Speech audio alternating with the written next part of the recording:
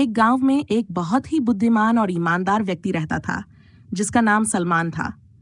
वह हमेशा लोगों की मदद करता और उन्हें सच्चाई और भलाई की ओर प्रेरित करता। गांव के लोग उसकी बहुत इज्जत करते थे और उसकी बातों को ध्यान से सुनते थे। एक दिन गांव में एक यात्री आया जो बहुत अमीर और घमंडी था। उसने देखा कि गांव वाले सलमान की बहुत इज्जत करते हैं, तो उसके मन में जलन पैदा हुई। उसने सोचा कि वह सलमान की इज्जत को कम करेगा ताकि लोग उसकी तरफ ध्यान दें। यात्री ने एक योजना बनाई। वह सलमान के पास गया और ऊंची आवाज में बोला, सलमान, तुम अपनी इज्जत पर गर्व करते हो, लेकिन मुझे शक है कि तुम वास्तव में ईमानदार हो। क्यों नहीं परीक्षा करें? सलमान ने मुस्कुराकर कहा, बिल्कुल, परीक्षा करें, लेकिन यह ध्यान रखें कि परीक्षा नेक इरादे से हो। यात्री ने कहा, यह लो 10 दीनार और मुझे 2 दिन में 2 गुना करके वापस दो।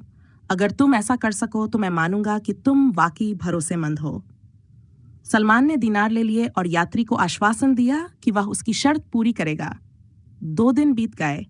यात्री ने गांव के लोगों को इकट्ठा किया और ऊंची आवाज में बोला, आओ देखो कि सलमान अपनी शर्त पूरी करता है या नहीं।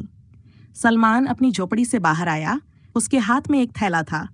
उसने यात्री के सामने थैला रखा और कहा, यह लो तुम्हारे 20 दीनार, लेकिन इनके साथ एक सलाह भी है। यात्री हैरानी से बोला, कौन सी सलाह?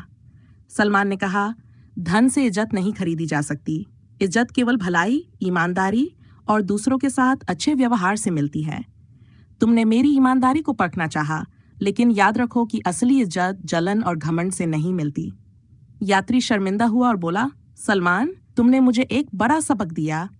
मैं अपनी हरकत के लिए माफी चाहता हूँ। गांव के लोगों ने सलमान की बुद्धिमानी और सच्चाई पर फिर से विश्वास किया। यात्री को भी यह समझ आ गया कि इज्जत केवल अच्छे कर्मों से मिलती है। नीति शिक्षा सम्मान धन या पद से नहीं, बल्कि अच्छे चरित्र और नेक नीयत से मिलता है।